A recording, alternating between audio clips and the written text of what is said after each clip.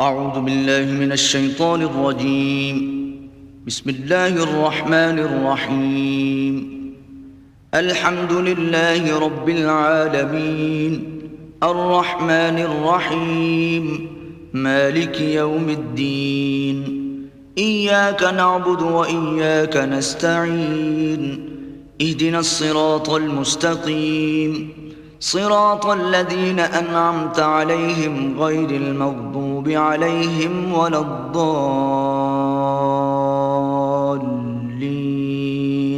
بسم الله الرحمن الرحيم. قل هو الله أحد الله الصمد لم يلد ولم يولد ولم يكن له كفوا أحد. بسم الله الرحمن الرحيم. قل هو الله أحد الله الصمد لم يلد ولم يولد ولم يكن له كفوا أحد. بسم الله الرحمن الرحيم. قل هو الله أحد الله الصمد لم يلد ولم يولد ولم يكن له كفوا أحد. اعوذ باللہ من الشیطان الرجیم. بسم اللہ الرحمن الرحیم. الحمد للہ رب العالمین وصلی اللہ علی سید الانبیاء والمرسلین سیدنا ونبینا وحبیب قلوبنا وطبیب نفوسنا وشفیع ذنوبنا ابی القاسم مصطفى محمد. اللہم صل علی محمد وآل محمد وعجل فرجهم وعلى آله الطيبين الطاهرين المعصومين المظلومين المنتجبين المكرمين الذين أذهب الله عنهم الرجس وطهرهم تطهيرا.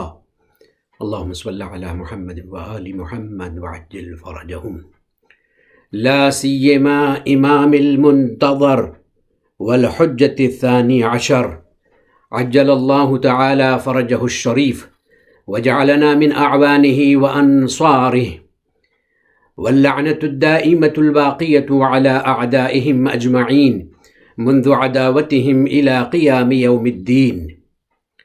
السلام على الحسين وعلى علي بن الحسين وعلى أولاد الحسين وعلى أصحاب الحسين ورحمة الله وبركاته.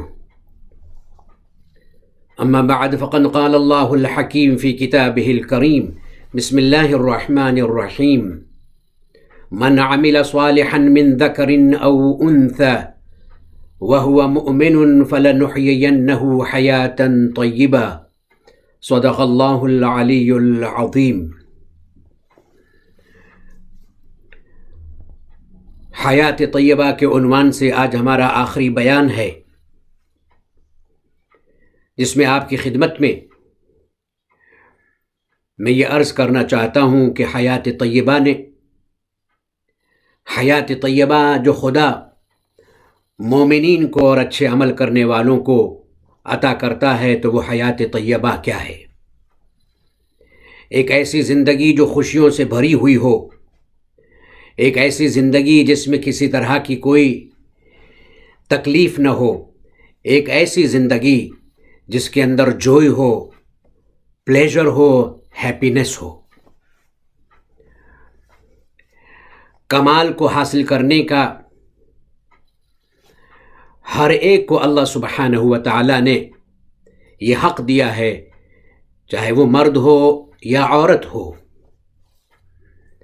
شرط اللہ نے رکھی ہے کہ کمال جو حاصل کرنا چاہتا ہے اس کے لیے ضروری ہے کہ وہ اچھا عمل کرے، اس کی ڈیڈز جو ہیں وہ رائچس ہونی چاہیے. وَهُوَ مُؤْمِنٌ، اور وہ ایمان کی دولت ہوتے ہوئے اس نیک عمل کو انجام دے. ایمان کا ہونا ضروری ہے، تبھی نیک عمل جو ہے وہ انسان کو فائدہ پہنچاتا ہے. اللہ فرماتا ہے کہ جو ایمان کے ساتھ میں عمل صالح انجام دیتے ہیں، چاہے وہ مرد ہو یا عورت ہو، فَلَنُحْيِيَنَّهُ حَيَاةً طَيِّبَةً، ہم ضرور ان کو پاکیزہ زندگی جو ہے وہ عطا کریں گے. اللہ سبحانہ و تعالیٰ ایسے لوگوں کو پاکیزہ زندگی عطا کرتا ہے۔ یہاں پر یہ بات ذہن میں نہیں آنی چاہیے کہ پاکیزہ زندگی کا مطلب یہ ہے کہ ہم جب مر جائیں گے تو آخرت میں اللہ ہمیں پاکیزہ زندگی عطا کرے گا، پیور لائف عطا کرے گا، پلیزنٹ جو ہے وہ لائف جو ہے وہ عطا کرے گا۔ نہیں، اسی زندگی کی یہ بات ہو رہی ہے۔ اور یہ جو ہمارے پاس میں لائف ہے، اس کے ایکسٹینشن کا نام حیات طیبہ نہیں ہے، حیات طیبہ بالکل الگ ہے۔ جیسے ہی انسان کے اندر تبدیلی واقع ہوتی ہے، انسان خدا کی معرفت حاصل کرتے ہوئے، خدا کی معرفت رکھتے ہوئے انسان اللہ سے قریب ہوتا ہے، اسے حیات طیبہ مل جاتی ہے۔ یہ حیات طیبہ، یہ جو ہماری ظاہری زندگی ہے، اس کی بات نہیں ہو رہی ہے۔ اسی ظاہری زندگی میں ایک زندگی ہے جس کو خدا نے پیور لائف کہا ہے، پلیزنٹ لائف کہا ہے، خوشگوار زندگی کہا ہے۔ اللہ سبحانہ و تعالیٰ اسے سمجھانے کے لیے کہ ہم کیسے سمجھ سکیں کہ حیات طیبہ کیا ہے، اللہ فرماتا ہے، یا ایھا الذین آمنوا استجیبوا للہ وللرسول، وہ لوگ کہ جو ایمان رکھتے ہیں، جن کے پاس میں ایمان کی دولت ہے، اے ایمان والو، جب تمہیں خدا کا رسول اذا دعاکم لما یحییکم، جب تمہیں اس چیز کی دعوت دے، اس چیز کی طرف تمہیں انوائٹ کرے، اس چیز کی طرف تمہیں بلائے، لما یحییکم، جو تمہیں زندگی عطا کرتی ہے۔ ہم زندہ ہیں، پھر بھی اللہ یہ فرماتا ہے کہ اگر تم نے رسول کے انویٹیشن پر، رسول کی دعوت پر، رسول کے بلانے پر تم نے لبیک کہا ہے تو پھر تمہیں زندگی مل جاتی ہے۔ یہ جو اس وقت ہمارے پاس میں زندگی ہے، یہ تو سب سے پست ترین زندگی ہے، جسے حیوانی زندگی کہا جاتا ہے، لیکن اصل زندگی اس وقت انسان کو ملتی ہے جب اللہ کے رسول کے بلانے پر وہ لبیک کہے۔ اللہ کا رسول اللہ کی طرف بلاتا ہے، اللہ کا رسول اللہ کی معرفت کی طرف بلاتا ہے، اللہ کا رسول اللہ کے اخلاق کی طرف بلاتا ہے، اللہ کے صفات کی طرف بلاتا ہے، پرفیکشن کی طرف بلاتا ہے، کمالات کی طرف بلاتا ہے۔ ہم جب اس کی آواز پر لبیک کہہ کر اپنی زندگی کو اسٹارٹ کرتے ہیں اور ہم اپنی زندگی میں خدا کے صفات کا مظاہرہ کرتے ہیں تو پھر ہمیں زندگی ملتی ہے۔ قرآن کے مطابق زندگی اسی وقت ہے جب انسان خدا کے رسول کی آواز پر لبیک کہے۔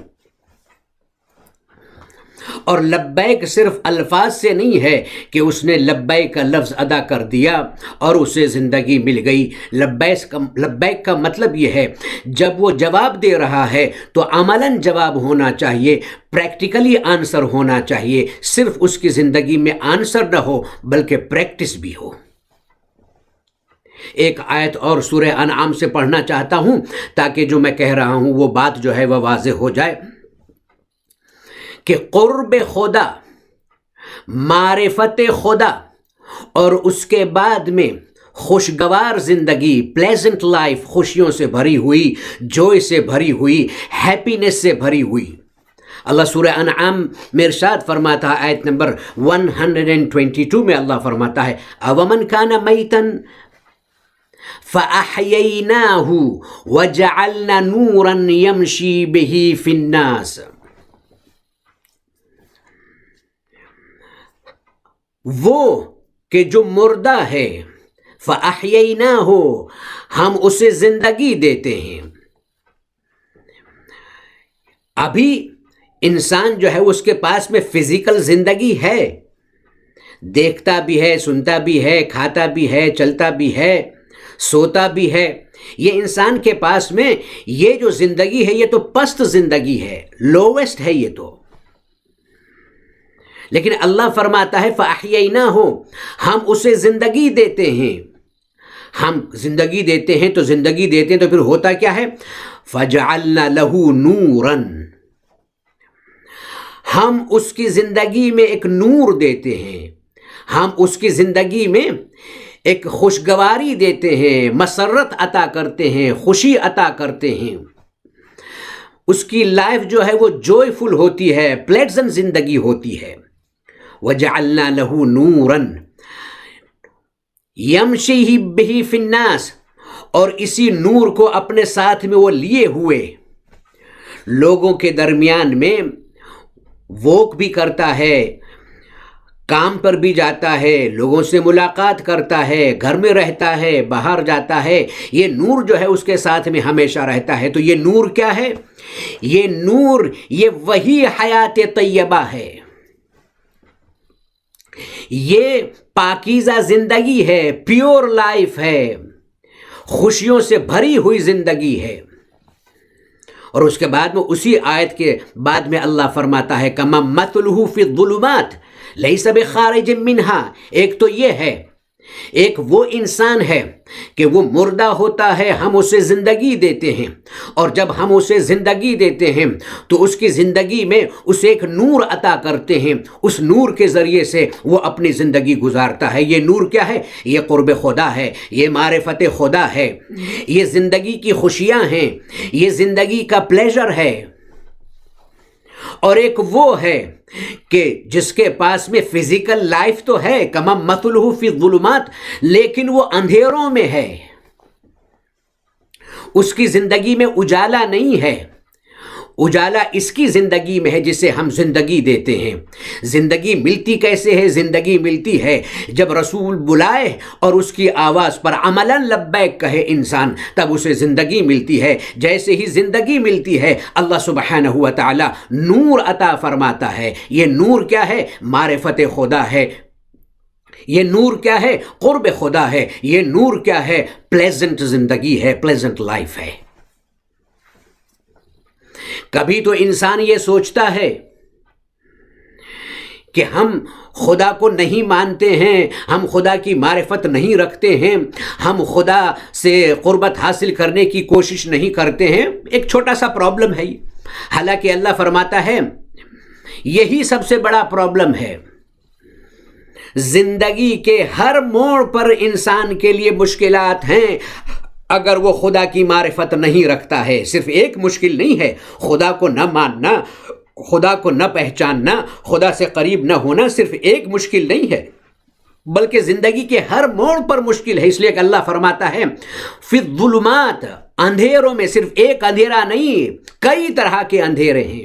مشکلات ہی مشکلات ہیں خدا کو چھوڑنے کے بعد، پرابلم ہی پرابلمز ہیں خدا کو چھوڑنے کے بعد۔ خدا کی معرفت حاصل نہ کرنے کے ساتھ میں جو پرابلمز آتے ہیں وہ بے انتہا ہیں، لا تعداد پرابلمز ہیں۔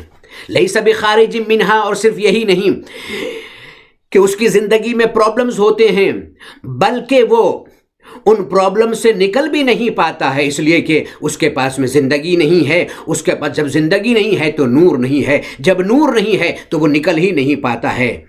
کَمَن مَثْلُهُ فِي الظُّلُمَاتِ لَيْسَ بِخَارِجٍ مِّنْهَا، یہ اس سے نکل ہی نہیں پاتا ہے۔ تو خدا کو نہ پہچاننا، خدا کی قربت نہ حاصل کرنا، یہ سب سے بڑا پرابلم ہے، اور زندگی کے ہر موڑ پر ہمیں پرابلم کا سامنا کرنا پڑتا ہے۔ میں کیا کہہ رہا ہوں اور میں کیا سمجھانا چاہتا ہوں، اس سے پہلے کہ میں اپنی بات کو آپ کے سامنے پیش کروں، مل جل کے صلوات پڑھیں محمد آل محمد پر۔ اللہم صلی علی محمد و آل محمد وعجل فرجہم۔ سورہ طٰہٰ، اللہ سبحانہ و تعالی نے حیات طیبہ کو سمجھایا ہے سورہ طٰہٰ میں۔ کوئی ایسا ٹاپک نہیں ہے، کوئی ایسا موضوع نہیں ہے، کوئی ایسا سوال نہیں ہے، کوئی ایسی پریشانی نہیں ہے جس کا حل اللہ سبحانہ و تعالی نے قرآن میں بیان نہ کیا ہو۔ اللہ سبحانہ و تعالی نے جہاں سے انسانیت شروع ہوتی ہے، جہاں سے کاروان انسان کی ابتدا ہوتی ہے، جناب آدم علیہ الصلاۃ والسلام، وہ پورا واقعہ قرآن کے اندر موجود ہے. کئی جگہ پر اللہ سبحانہ و تعالیٰ نے اس کو ریپیٹ کیا ہے، بیان کیا ہے مختلف الفاظ کے ساتھ میں کہ ہم نے اپنا خلیفہ جو ہے وہ زمین پر بنایا، ملائکہ کو حکم دیا کہ تم سجدہ کرو، اور انہوں نے جو ہے وہ جناب آدم کو سجدہ کیا اور شیطان نے سجدہ کرنے سے انکار کر دیا. یہ سارا واقعہ. اس کے بعد میں یہ آیت جو ہے اس میں اللہ فرماتا ہے، سورہ طٰہٰ کی آیت میں اللہ فرماتا ہے فَقُلْنَا يَا آدَمْ إِنَّ هَذَا عَدُوٌّ لَكَ وَلِزَوْجِكَ. یہ شیطان جس نے تمہیں سجدہ نہیں کیا ہے، جس نے غرور اور تکبر کیا ہے، ہمارے حکم کے سامنے اس نے سر نہیں جھکایا ہے. اے آدم میں تمہیں بتانا چاہتا ہوں، یہ شیطان جو ہے یہ تمہارا بھی دشمن ہے اور تمہاری وائف کا بھی دشمن ہے. اب ظاہر سی بات ہے کہ اللہ نے یہ اشارہ کیسے کیا اب یہ تو واضح نہیں ہے. بہر کسی طرح سے اللہ سبحانہ و تعالیٰ ہر شے پر قادر ہے. اس نے جناب آدم کو یہ بتایا کہ یہ شیطان جو ہے یہ تمہارا دشمن ہے اور تمہاری زوجہ کا بھی دشمن ہے. اب تمہیں ہوشیار رہنے کی ضرورت ہے. تم جنت میں ہو، یہاں پر ہوشیار رہنے کی ضرورت ہے. اور جنت سے اگر نکل گئے تو پھر اس کی جو کانسیکوینسز ہیں، اس کا جو نتیجہ ہے، اس کا جو رد عمل ہے وہ تمہارے سامنے آئے گا.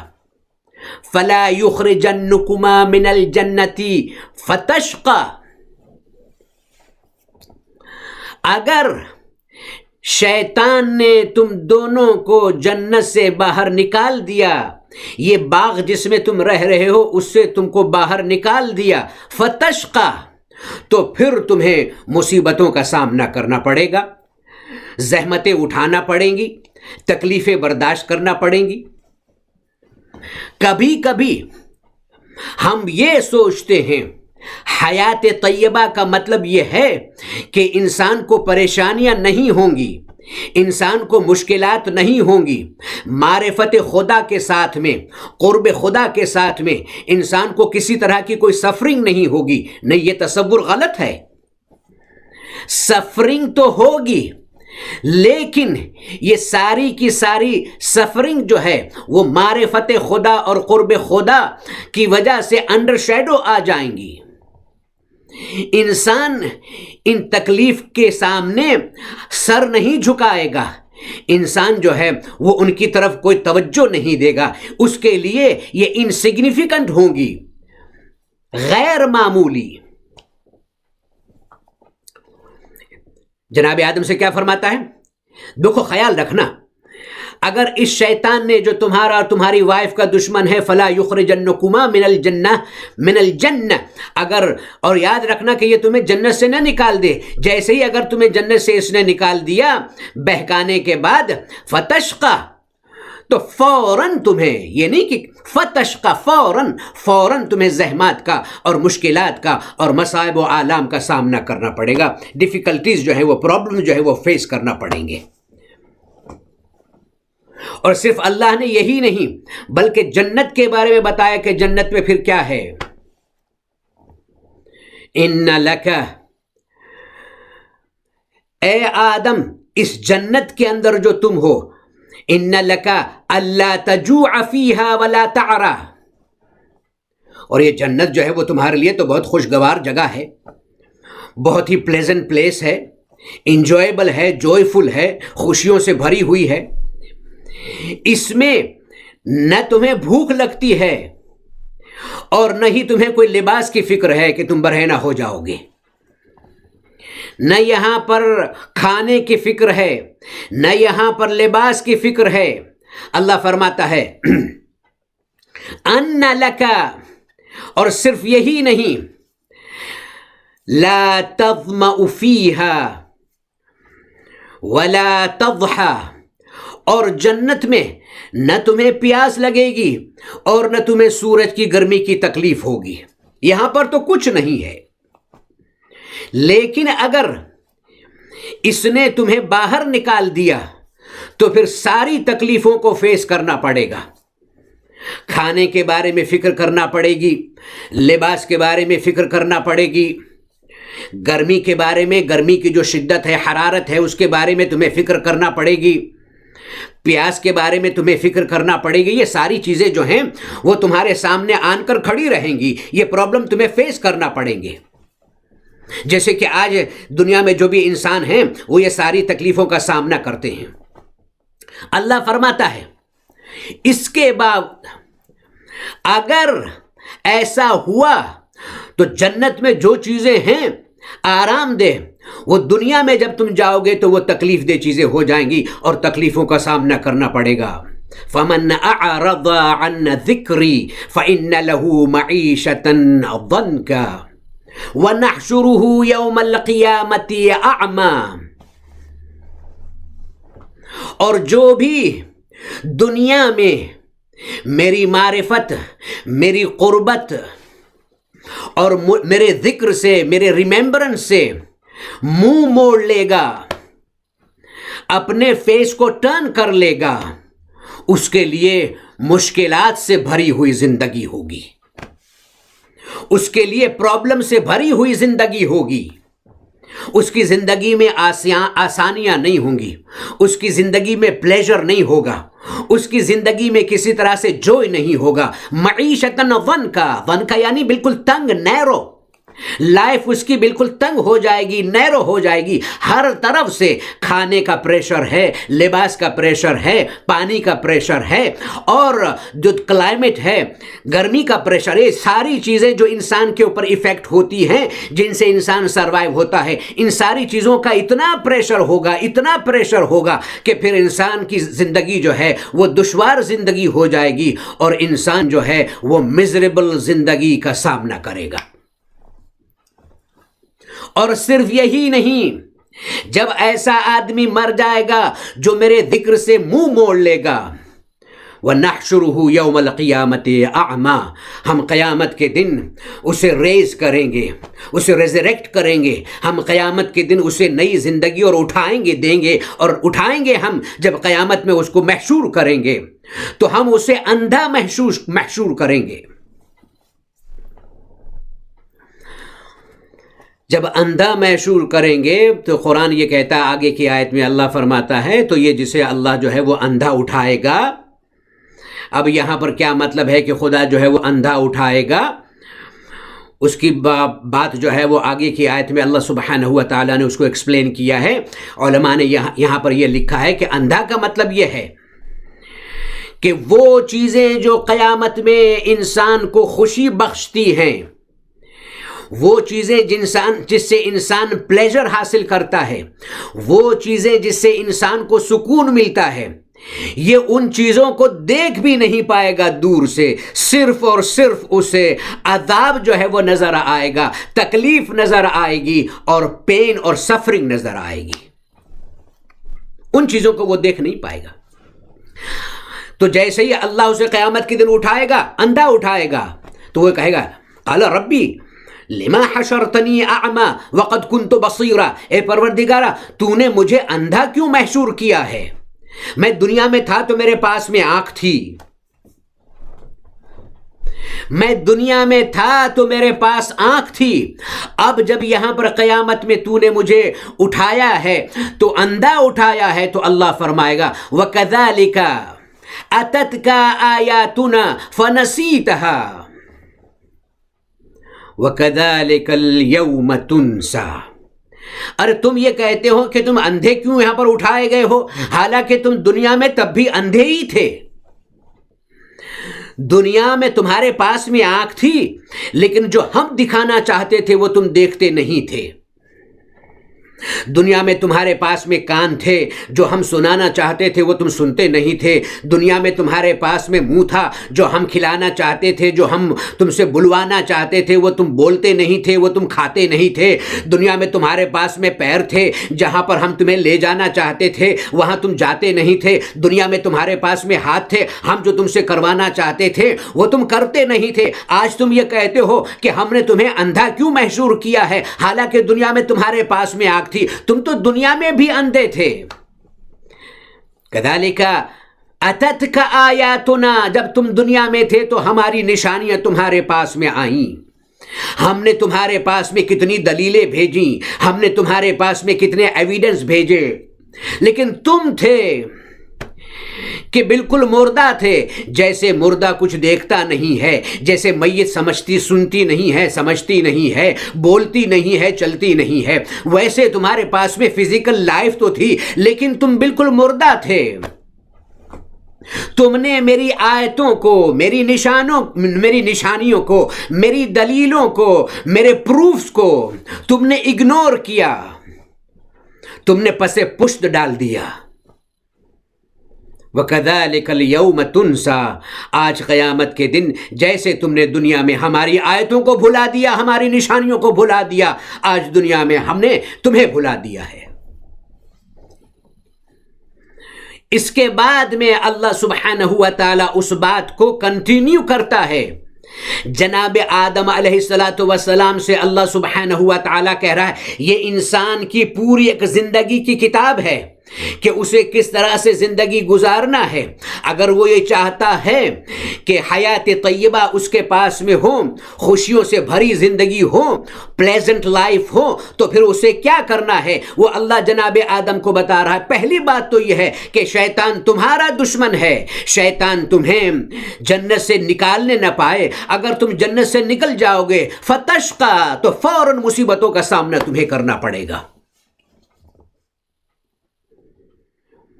اس کے بعد میں اللہ فرماتا ہے فَيَأْتِيَنَّكُمَا هُدًى فَمَنِ اتَّبَعَ هُدَايَ فَلَا يَضِلُّ وَلَا يَشْقَى۔ ہاں دیکھو، تم دنیا میں جا رہے ہو، تم بھی دنیا میں جا رہے ہو، شیطان بھی دنیا میں جا رہا ہے۔ اب دنیا میں جو ہے وہ انسانی کارواں، انسانی سفر جو ہے وہ شروع ہوگا، لیکن اس کے ساتھ ساتھ میں تمہیں دنیا میں بھیج رہا ہوں۔ جب میری ہدایت، گائیڈنس، پروف، نشانیاں، دلیلیں، یہ ساری چیزیں میری طرف سے تمہاری طرف آئیں، فَمَنِ اتَّبَعَ هُدَايَ، جو بھی میری ہدایت کو فالو کرے گا۔ میری ہدایت کا کیا مطلب ہے؟ یعنی میں ہدایت کرتا ہوں کمال کی طرف، پرفیکشن کی طرف، اپنی معرفت کی طرف، اپنی قربت کی طرف۔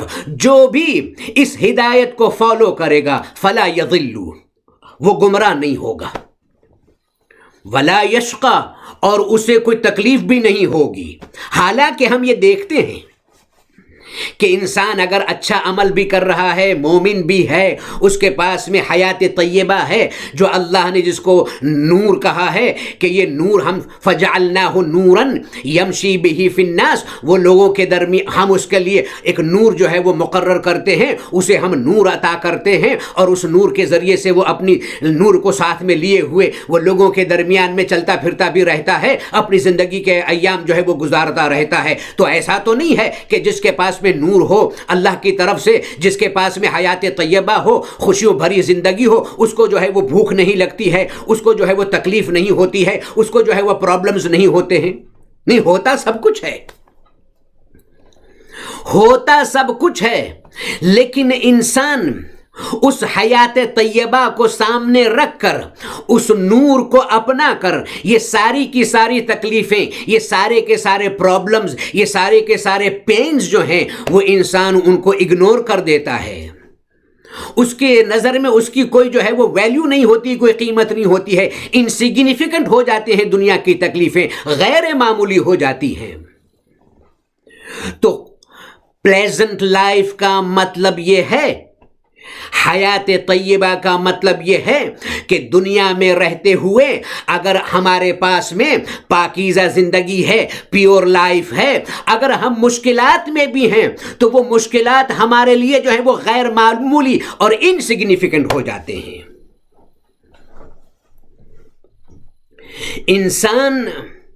انسان کسی چیز کو حاصل کرنے کے لیے، کسی چیز کو پانے کے لیے بہت سی تکلیفیں برداشت کرتا ہے، اور وہ تکلیف اس کے لیے تکلیف نہیں ہوتی ہے۔ علم انسان حاصل کرتا ہے، علم حاصل کرنے میں کتنی اسے تکلیفوں کا سامنا کرنا پڑتا ہے۔ فائنینشیل پرابلم ہوتا ہے، کبھی ہیلتھ کا پرابلم ہوتا ہے، کبھی دوسرے پرابلم ہوتے ہیں، لیکن اس کے باوجود انسان خوشی خوشی علم حاصل کرتا ہے، اس لیے کہ علم کے سامنے جو چیز وہ حاصل کرنے جا رہا ہے اس کے سامنے یہ دنیا کے جو بھی پرابلمز ہیں، جو بھی مشکلات ہیں، وہ غیر معمولی ہیں، انسگنیفیکنٹ ہیں۔ اور کبھی کبھی جب وہ علم حاصل کر لیتا ہے تو وہ ان پرابلمز کو یاد کرتا ہے، اس کی اچھی ایک جو ہے وہ میموری ہوتی ہے کہ ہم پڑھتے تھے تو اتنا سب کچھ نہیں تھا۔ میں یہ کہنا چاہتا ہوں کہ حیات طیبہ کے بعد میں اگر مشکلات ہیں تو مشکلات جو ہیں وہ انسان کے لیے غیر معمولی ہو جاتے ہیں، یہی حیات طیبہ ہے۔ جس کی طرف جب تمہاری طرف میری طرف سے ہدایت آئے، فَمَنِ اتَّبَعَ هُدَايَ فَلَا يَضِلُّ وَلَا يَشْقَى، نہ وہ گمراہ ہوگا، نہ اس کی لائف جو ہے وہ مزربل ہوگی، نہ اس کی لائف جو اس کی زندگی جو ہے وہ پرابلم سے بھری ہوئی ہوگی، اگر ہوئے بھی تو وہ انہیں غیر معمولی سمجھ کر اپنی زندگی کو کنٹینیو کرے گا، اس لیے کہ اللہ نے اسے حیات طیبہ دی ہے۔ کبھی کبھی ہم حیات طیبہ کا یہ مطلب سمجھتے ہیں کہ ہمارے پاس میں کوئی ایسا جادو آ جائے کہ ہم یہ اشارہ کریں اور وہ چیز ہو جائے اور یہ چیز ہو جائے۔ حیات طیبہ یہ نہیں ہے، اس کے پیچھے نہیں جانا چاہیے کہ ہم اشارہ کریں تو یہ ہو جائے، اور ہم اشارہ کریں تو ٹرین جو ہے وہ کھڑی ہو جائے، اور ہم اشارہ کریں تو فلاں جو ہے وہ اتنے نقصان میں۔ اس کا نام حیات طیبہ نہیں ہے۔ یہ ساری طاقتیں انسان کے پاس میں آ جاتی ہیں، انسان کے پاس میں ہوتی ہیں، لیکن اس کے استعمال کا اس کے لیے کوئی مقصد ہی نہیں ہوتا ہے، اس لیے کہ اس کی پوری زندگی جو ہے وہ معرفت خدا، قرب خدا اور خدا کی صفات کو ظاہر کرنے میں بسر ہو جاتی ہے۔ یہ ساری چیزیں اس کے لیے غیر معمولی ہیں، غیر معمولی۔ کبھی حیات طیبہ بہترین جو اگزامپل ہے دنیا میں وہ اہل بیت اطہار علیہم الصلاۃ والسلام ہیں۔ ان سے زیادہ کسی کی زندگی کے اندر مشکلات ہو سکتے ہیں، ان سے زیادہ کسی کی زندگی میں پرابلمز ہو سکتے ہیں، ان سے زیادہ کسی کی زندگی میں ڈیفیکلٹیز ہو سکتی ہیں جتنی اہل بیت اطہار علیہ الصلوۃ والسلام کی زندگی میں، نبی اور آل نبی کی زندگی میں، لیکن وہ کتنا خوش تھے ان پرابلمز کو غیر معمول، جو بھی ان کی زندگی میں مشکلات تھی اس کو انسگنیفیکنٹ، ان کو غیر معمولی سمجھتے تھے، کوئی سگنیفیکنٹ نہیں تھا ان کی زندگی میں۔ ہاں اگر کوئی چیز تھی تو وہ صرف اور صرف خدا، معرفت خدا، قربت خدا، اور ساتھ میں اللہ کی صفات کا ان کی زندگی میں ظہور۔ آج جو اسلام ہمیں نظر آ رہا ہے یہ ان کی پاکیزہ زندگی کا نتیجہ ہے کہ انہوں نے ان مشکلات کے باوجود بھی رہے تو وہ خدا کے بن کے رہے اور کسی کے بن کے نہیں رہے۔ مولا، بہت سے کبھی کبھی ہم یہ سوال بھی کرتے ہیں کہ مولا کے پاس میں سب کچھ تھا تو پھر مولا کے یہاں فاقے کیوں تھے، مولا جو ہیں وہ ایسی زندگی کیوں گزارتے تھے، مولا کے پاس میں سب کچھ تھا تو وہ مولا اپنے لیے ویلتھ جو ہے وہ دولت جو ہے وہ حاصل کر سکتے تھے، مولا کو اس کی ضرورت کیا تھی؟ اس لیے کہ یہاں پر جو خاص بات سمجھنے کی وہ ہے کہ انسان کو اگر خدا مل گیا تو سب کچھ مل گیا، اور سب کچھ ہونے کے باوجود اگر زندگی میں خدا نہیں ہے تو کچھ نہیں ہے۔ خالی ہاتھ ہونے کے باوجود اگر خدا ہے تو وہ سب سے امیر ترین انسان ہے، اور امیر ترین ہونے کے باوجود اگر خدا نہیں ہے تو وہ سب سے زیادہ غریب ہے، فقیر ہے، لاچار ہے، مسکین ہے۔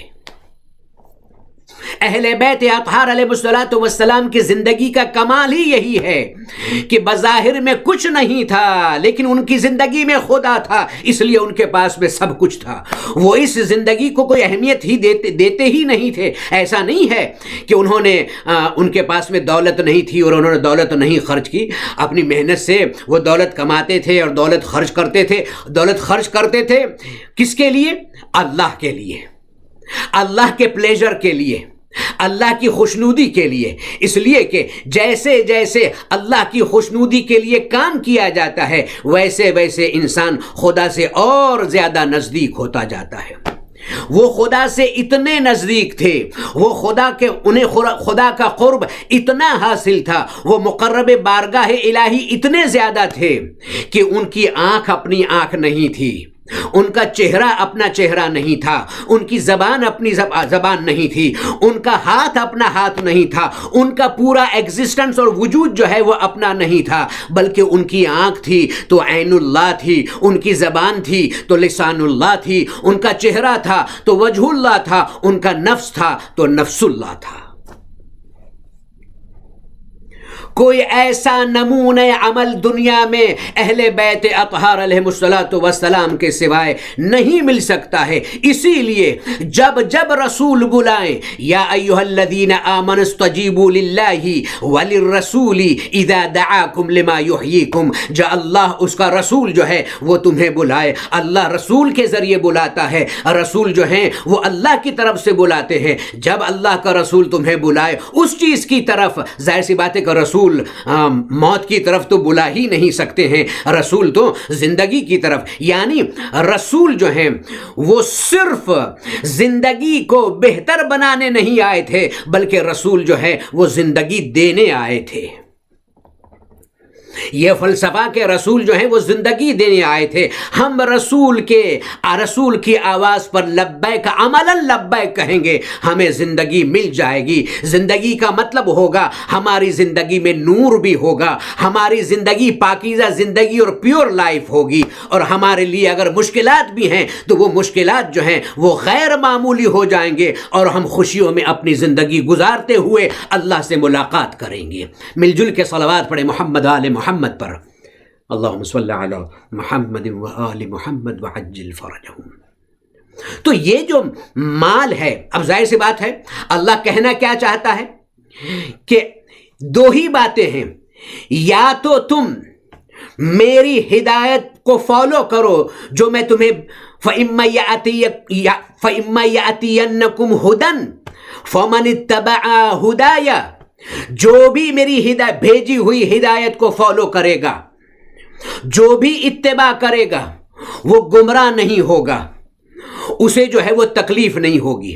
اب یا تو یہ فزیکل لائف ہے، اس ہدایت کو ہم چھوڑ دیں، اور یہ جو فزیکل لائف ہے پست ترین زندگی جو ہے، اسی پر راضی ہوتے ہوئے ہم دنیا کی مشکلات کا سامنا کریں۔ ظاہر سی بات ہے کہ مشکلات تو ویسے بھی ہیں، مشکلات ایسے بھی ہیں، مشکلات اس طرف بھی ہیں، مشکلات اس طرف بھی ہیں، حیات طیبہ ہوتے ہوئے بھی مشکلات ہیں، بس حیات طیبہ ہوتے ہوئے مشکلات ہیں تو وہ مشکلات جو ہیں وہ غیر معمولی ہیں، اور اگر حیات طیبہ نہیں ہے اور دنیا ویسے بھی مشکلات سے بھری ہوئی ہے، پرابلم سے بھری ہوئی ہے، تو پھر انسان جو ہے یہ اس مختصر زندگی، یہ لوویسٹ لائف جو ہے، یہ پسترین زندگی جو ہے، اس پر اگر راضی ہو گیا تو پھر انسان کے لیے مشکلات ہی مشکلات تو ہیں ہی، اور آنے والی جو حیات ابدی ہے، ایٹرنل لائف جو ہے، وہ بھی مشکلات سے بھری ہوئی ہے۔ عقل مند انسان وہی ہے کہ جو ان تمام کی تمام مشکلات کے باوجود اللہ کی جو گائیڈنس ہے، اللہ کی جو ہدایت ہے، اس کو اپنی زندگی میں اختیار کرے۔ کبھی ہمارے دلوں میں یہ خیال آتا ہے، ہمارے ذہنوں میں یہ خیال آتا ہے، ہم کبھی یہ سوچتے ہیں کہ مولا کی زندگی حیات طیبہ تھی، مولا پاک و پاکیزہ، اتنی اچھی مولا کی زندگی میں تو زیادہ فاقے ہوتے تھے۔ مولا کا گھر دیکھیے تو کتنا جو ہے وہ مٹی کا بنا ہوا گھر ہوتا تھا۔ مولا کی زندگی میں، مولا کے جسم اطہار پر جو کپڑے ہوتے تھے کتنے معمولی ہوتے تھے۔ تو پھر یہ کیوں اتنی مشکلات، اور کتنی مشکلات کا انہوں نے سامنا کیا اپنی زندگی میں، یہ پرابلم ہے اور یہ پرابلم ہے اور یہ جنگ ہے، فلاں دشمن کا سامنا ہے، اور اینڈ میں پھر کیا ہوا؟ اینڈ میں پھر زہر میں بجھی ہوئی تلوار جو ہے وہ مولا کے فرق اطہر پر جو ہے وہ ماری گئی، اور اسی کے ذریعے سے مولا کی شہادت واقع ہو گئی۔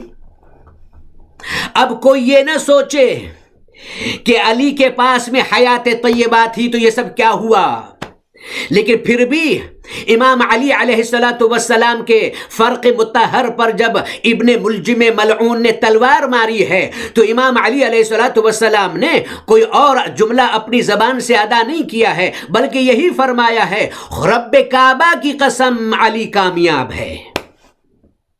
ان مشکلات کے ہوتے ہوئے بھی، ان پرابلمز کے ہوتے ہوئے بھی، دشمنوں کے ہوتے ہوئے بھی، جنگ کے ہوتے ہوئے بھی، فاقوں کے ہوتے ہوئے بھی، سب کچھ ہوتے ہوئے بھی علی دنیا سے جا رہے ہیں تو کامیاب جا رہے ہیں۔ یعنی مولا نے یہ بتایا ہے کہ تمہاری زندگی میں اگر ایمان ہے، معرفت خدا ہے، قرب خدا ہے، اور تمہاری زندگی میں اخلاق خدا ہے، صفات خدا تمہاری زندگی سے ظاہر ہوتے ہیں، جتنے بھی مشکلات ہوا کریں تم کامیاب انسان ہو، کامیاب انسان ہو۔ ہمارے لیے امام علی علیہ السلام کی زندگی نمونہ عمل ہے، نبی صلی اللہ علیہ وآلہ وسلم کی زندگی نمونہ عمل ہے، اہل بیت اطہار علیہ السلام کی زندگی نمونہ عمل ہے۔ ہمیں کسی اور زندگی کی طرف دیکھنے کی ضرورت نہیں ہے، اہل بیت اطہار علیہ السلام کی زندگی کو دیکھیں اور اپنی زندگی کو ہم گزاریں۔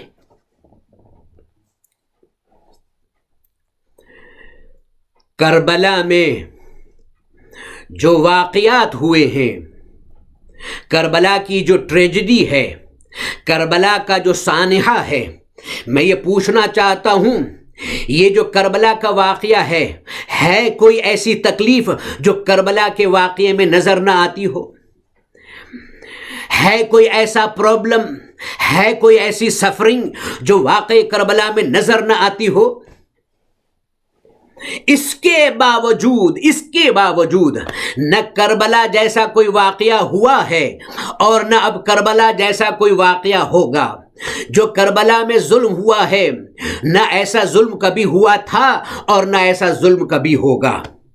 اور یہ بھی ہے جیسے مولا حسین علیہ السلام کے اصحاب نہ کبھی تھے اور نہ ہوں گے۔ اتنے مشکلات کے باوجود وہ ایک دوسرے پر سبقت کر رہے تھے کہ ہم پہلے مولا حسین پر قربان ہو جائیں، ہم پہلے قربان ہو جائیں۔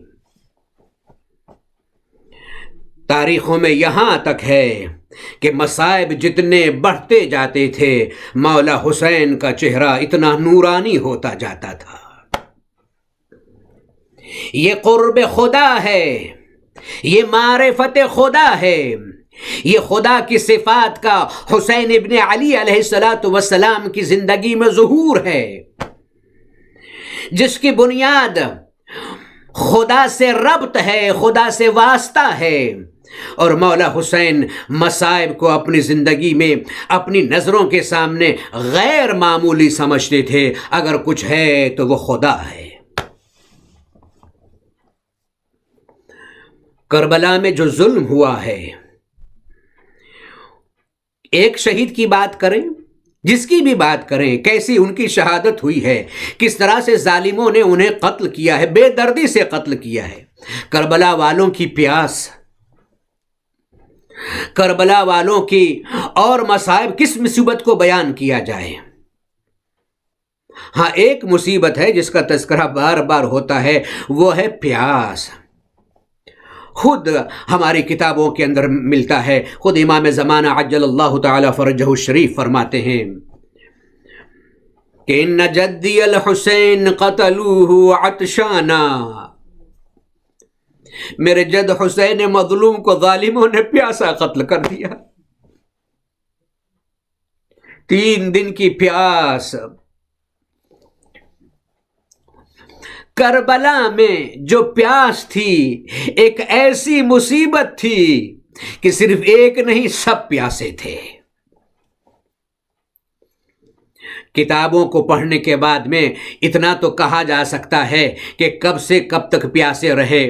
7 محرم کی روایت ہو یا اس سے پہلے ہو کہ خیمہ حسینی میں پانی نہیں تھا، یا 7 محرم سے پانی جو ہے وہ ختم ہو گیا، تو یہ سلسلہ جو ہے وہ 10 محرم تک جاری رہا، اور تمام کے تمام اصحاب مولا حسین علیہ السلام سب پیاسے قتل کر دیے گئے۔ دیکھیے اگر ہم پیاس کی ابتدا نہیں بتا سکتے ہیں کہ کون کب سے پیاسا تھا، تو ہم یہ تو بتا سکتے ہیں کہ کب تک پیاسا رہا ہے وہ۔ جناب علی اکبر کب سے کب تک پیاسے تھے؟ 7 محرم سے 10 محرم تک، یا اس سے کی پہلی کی تاریخ میں 6 محرم سے 10 محرم تک جناب علی اکبر پیاسے تھے۔ جام شہادت جناب علی اکبر نے نوش فرمایا اور ان کی پیاس کا خاتمہ ہو گیا۔ مولا حسین کی جو پیاس تھی، عصر عاشور مولا حسین علیہ السلام کی شہادت ہوئی، سر و تن میں جدائی ہوئی، پیاس کا خاتمہ ہو گیا، اس لیے کہ دنیا سے ظاہر میں آپ نے پردہ فرما لیا۔ ابو الفضل العباس علیہ السلام نے اپنی قربانی پیش کی، نہر فرات پر جا کر شہید ہو گئے اور ان کی پیاس کا خاتمہ ہو گیا۔ ہر صحابی، ہر مددگار حسین ابن علی شہید ہوئے، جام شہادت نوش فرمایا، ان کی پیاس کا خاتمہ ہو گیا، اس لیے کہ پیاس کا تعلق اس ظاہری زندگی سے ہے، موت کے بعد کی زندگی سے نہیں ہے۔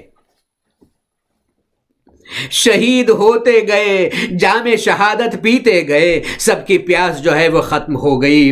ہاں یہ بتایا جا سکتا ہے کہ حسین کب تک پیاسے تھے، علی اکبر کب تک پیاسے تھے، عباس ابن علی کب تک پیاسے تھے، حضرت علی اصغر کب تک پیاسے تھے، اون محمد کب تک پیاسے تھے، قاسم ابن حسن کب تک پیاسے تھے، حبیب ابن بظاہر، زہیر سعید، یہ سب کب تک پیاسے تھے بتایا جا سکتا ہے، لیکن یہ نہیں بتایا جا سکتا ہے کہ زینب کب تک پیاسی رہی، سکینہ کب تک پیاسی رہی، سید سجاد کب تک پیاسے رہے، یہ نہیں بتایا جا سکتا ہے۔ کتابوں میں پانی آنے کی روایت تو ہے، لیکن پانی پینے کی روایت نہیں ہے۔ اس زینب علیہ مقام ام المصائب پر لاکھوں سلام، جس نے اس پیاس کی شدت کو برداشت کیا، خدا کی محبت میں، خدا کی قربت میں۔ اس بیمار امام پر سلام جو جوانی کی حالت میں ان مشکلات کا سامنا کرتے ہوئے پیاس کو برداشت کرتے رہے۔ ارے اس 4 سالہ حسین کی یتیمہ پر سلام، جس نے پیاس کے ساتھ اپنی زندگی گزاری ہے، کب پانی پیا ہے یہ تو خدا بہتر جانتا ہے۔ لیکن سب سے زیادہ جو پیاس ہے اصحاب حسینی اور انصار حسینی، اولاد حسینی اور حسین بن علی، سب سے زیادہ پیاس جو ہے وہ زینب کبریٰ کی ہے، جناب سکینہ کی ہے، حضرت سجاد علیہ السلام کی ہے، اہل حرم کی ہے۔ جب یہ قافلہ چلنے لگا، جب اسیروں کا یہ لٹا ہوا قافلہ اہل حرم کو ظالم قیدی بنا کر لے چلے، زینب کے ہاتھوں میں رسیاں ہیں، سید سجاد زنجیروں میں جکڑے ہوئے ہیں، جوان فرزند ہے، اپنے باپ کو دفنا بھی نہیں سکتا ہے۔ سید سجاد کو قیدی بنا کر جب لے جانے لگے ہیں، راستے میں فوج یزید کے پاس میں پانی ختم ہو گیا، سب چلانے لگے سارے فوجی، پانی نہیں ہے، پیاس بہت ہے، پیاس بہت ہے۔ کسی ایک غیر مسلم کا، عیسائی کا چرچ نظر آیا، اس نے شمر ملعون نے فوجیوں سے کہا تم سب یہاں پر بیٹھو، میں پانی کا انتظام کر کے آتا ہوں۔ وہاں سے پانی کا وہ انتظام کر کے آیا، مشکیں بھر بھر کر آنے لگیں، ظالم فوجی پانی پینے لگے، گر سورج کی تپش میں، دھوپ میں، ایک جگہ اوپر اہل حرم چھوٹے چھوٹے بچے پیاسے اور بھوکے کھڑے ہوئے ہیں، کوئی پوچھنے والا نہیں ہے، ظالم سپاہیوں کو پانی پلایا جا رہا ہے۔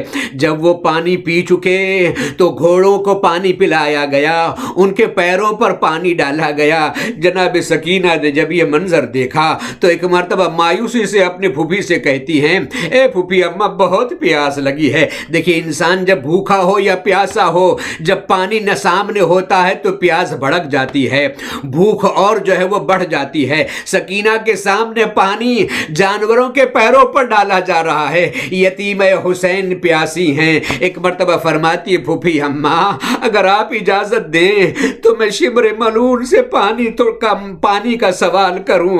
فرماتی ہے بیٹا وہ دینے والا تو نہیں ہے، حجت تمام کرو۔ جناب سکینہ اس کے پاس میں جاتی ہیں، پانی کہتی ہے میں بہت پیاسی ہوں، تھوڑا سا مجھے پانی دے دے، تھوڑا سا مجھے پانی دے دے۔ ملعون وہ دوسروں کو پانی پلاتا جا رہا ہے، جناب سکینہ پیچھے پیچھے ہیں، یہ خیال کرتے ہوئے سب کو پلا لے گا تو مجھے دے گا۔ جب سب کو پلا چکا جناب سکینہ کی طرف شمر آیا، سکینہ نے اپنے ہاتھوں کو بڑھایا، ارے ظالم نے غضب کر دیا، سکینہ کے ہاتھوں پر تو پانی نہ ڈالا، زمین پر پانی بہا دیا۔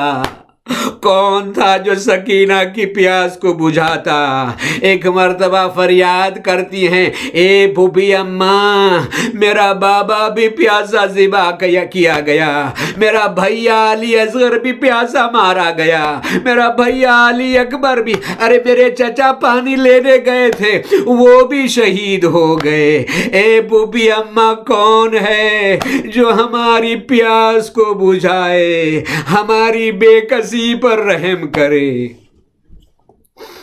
الا لعنت اللہ علی القوم الظالمین وسيعلم الذین ظلموا أي منقلب ينقلبون۔